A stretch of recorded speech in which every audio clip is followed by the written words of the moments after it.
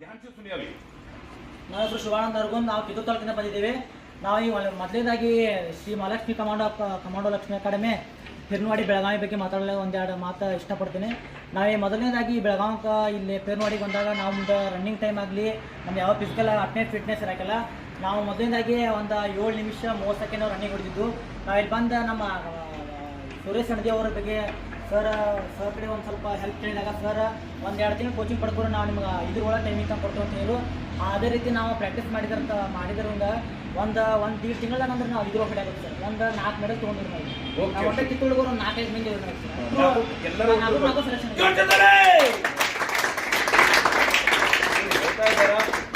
ನಾಲ್ಕು ಮಂದಿ ಬಂದ್ರು. 5-5 ಕಿತ್ತೂರು ಊರವರ ಭರ್ತಿಯಾಗಿ ಹೊಂಟಿದ್ರ ಇದನ್ನೇ ಹೇಳ್ತಾ ಇದ್ದಾರೆ.